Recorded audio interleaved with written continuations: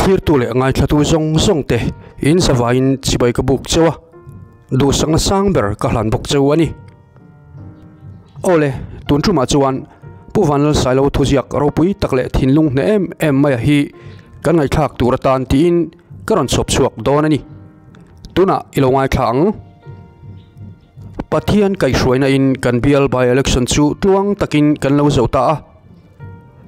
lalparem ruat na fel fai tak chuan bial tu thar thatak min pele ta hi thinlung takin kaloma bial roka kanom kho har rei phal lo tu lalpa chu choi moin omro se ne na ka chan lo na hian ka vuilova pathian thu aziaka kan muangin rorel tu te chu pathian rem ruat an ni ati kha ka thinlung takin kapoma ke aya ton hriat nei thale mi thiam angai na hrezok le puitling tak ti sa tak po kapu du tak doctor alal thang liana thlantlin ani hi kan bialtan ka tha amon puitak zet ani lalpa hruaina in kan biala na thatak a thongei theinan du sakna ka hlana ka tong trai pui reng don ani chuti lain ne na min chan pui tura thei top min chu pui tu ten hena pathian mingin lom thu ka soi tak mewa kan bial pon atanga tong trai na le thuron thatak tak min peya du sakna min hlana min lo support tu zong te chunga lom thu ti tak mewin ka soya ne na ka chan pui thei tak lo awang ro chuan thinlung takin ngaidam ka dilani thei top min chu asaka ne na min chan pui ngei tuma an theina zong hlan tu kan party ZPM headquarters le campaigners le block le unit zong te chunga po lom thu ka soi rualin in mi ngaidam ka dil tak meu boke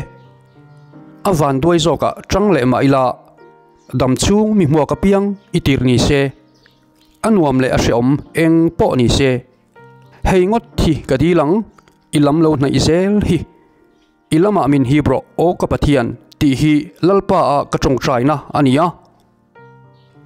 ngalnget nat na vei chung le lung thalo ave awanga room shana khung shan angai hian lai poa ne na hla do hial la cham thei tu pilal rualin sheom ma se ita kani lalpa alo ti thom te hian chona min pe in min thamon tak zet ani kan sheom lai hian pathian hi khoya nge om ti ain kan sheom ber lai hian khoya nge ka om ti hi apoimo zok chu wangin tukin zinga thovin ram hnuaya lalpa polin ka kala nilengin amanen hun kan manga kalalpa chuan min pola min kalsan lo thule min la mangai reng thu min hril chuan nasa takin min vela hlimna le thoven na chuan min lu khata ka sheom torlaya kalalpa bula min hruaitu tharau thiang hlim chu fakin omro se social media kaltanga tongkam na taka min beitu te hena lom thu ka soyani rangka chak thiang hlimnan mei an mang angin kanun sirnan po mitui atla ka ngaya torna wanga malsom changtura bot sai kaniti kain hriat awangin lom thu ka hril cheu ani ka zeilo na te ka ti tur zok te ka ti hau lo tur te media manga in post siam te hian zirna sikul shana admission ti kher ngai lo khopin masona konga na satakin min puiti min lo hriat sak turin ka ngen chewa min huat wang ni lovin min du sakna awanga wal au taka thuron min pe ka ngai tata ka thinlung takin lom thu ka hril a cheu mimal ming ka han thailang sokang ziektu zong zinga David sailo le puhriata changte chunga lom thu ti tak mewin ka soya mai chana income tlana thurol min pek ka ngak lel tak meu ani a party yang zongin he by electiona nena changtu MNF party te thinlung takin kalom pui chewa politics hi indo na nilovin ram siam thana kung pui berani ti sherengin in party candidate Dr. Alal thangliana manga dampa bial masona tura taima taka rolo rel pui tur chewin lalpa mingin kangen mol bok a cheu kadam chungni te hi karam le namtan manral vek kadua Zoram hian hliamator kaphal ngai lowang chu wanga zeilo tak chunga ron pen chuak ve top po kani ti hi mi puiten milo pongpui turin kangen cheu ani sitting room le income khom na bak pelova ramtana thu tha ril le fing tak takte soya du tok mai to lovin kan ram chana dai theu turin ka thalai puitele Zoram mi pui zong te lo pen chuak to turin ka som ngal cheu ani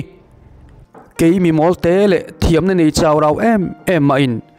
seltin huama ka man ro nei ve chun te manga karam ven na thok tura karon pen chuak ve nga mani chuan nang man ro nei hriam zok le kol tam zok fin na le theinain abom kha lu khan engwangin nge heram te reute lalpan kan pol liao min pek ve hi chan tum lawa hlim lop bol na muna chau hun I man san mayang le om mai to su iramin au to che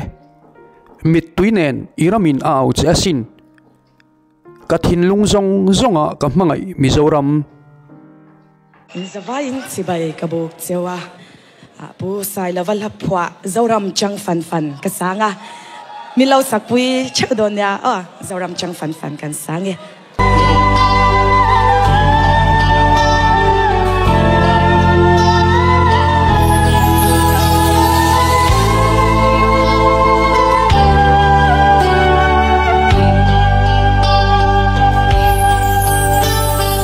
Đông chiang amak nghe kan Zoram nun sia reng hi o kan pile bu kan kha tu te ron ve ron she ve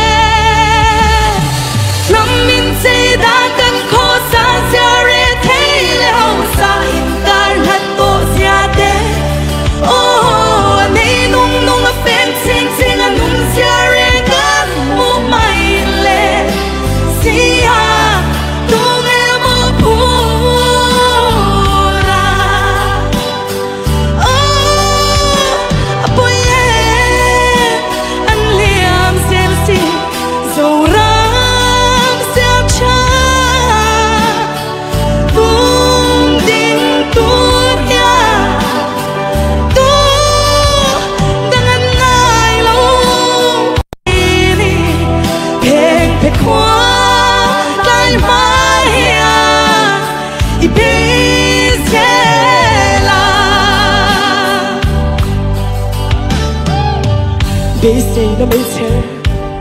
to chat to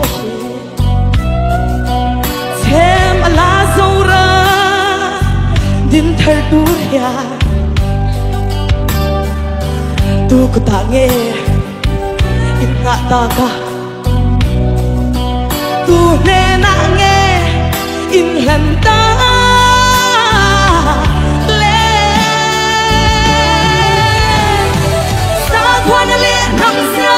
Tiên năm đăng to na sawa karon sang lan to meg lai yan lai kum belin ilaw sim bo sag mai to nem ni iya o sim bo su apoye an liam sin si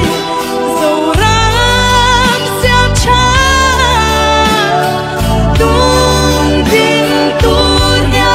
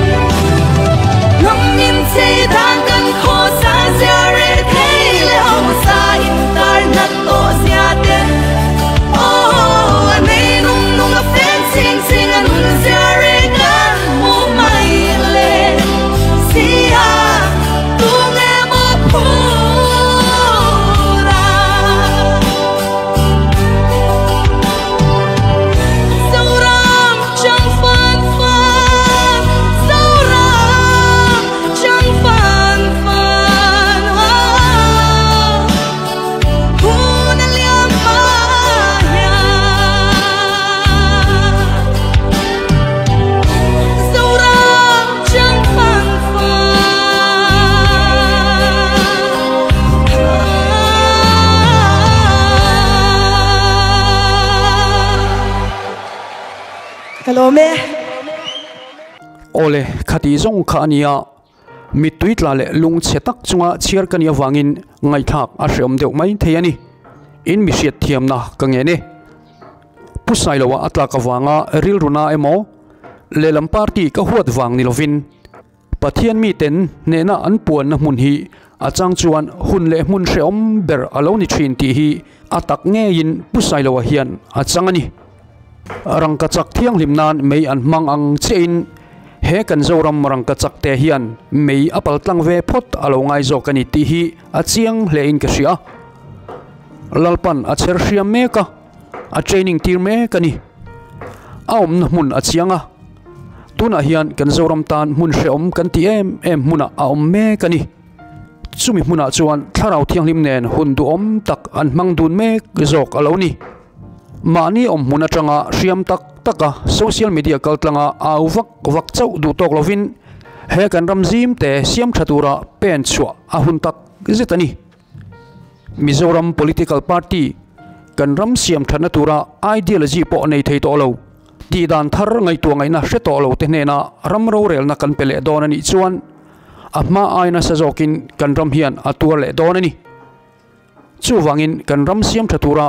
Vanlalsailovan thalai rualte min som na hi kan changam donem le ti hi zona lian tak anita ole khati zong kha tun trumata na video kan ti so thei chu alo ni le ta a thlir tu le ngai thatu zong ten khongai takin comment section lama in mu dan le ngai dan te milo share le liam turin in khongai na karon nge ne like comment le share te tin min subscribe lo te poina milo subscribe cheu turin in chan puina in khongai na karon ngen tak meu ani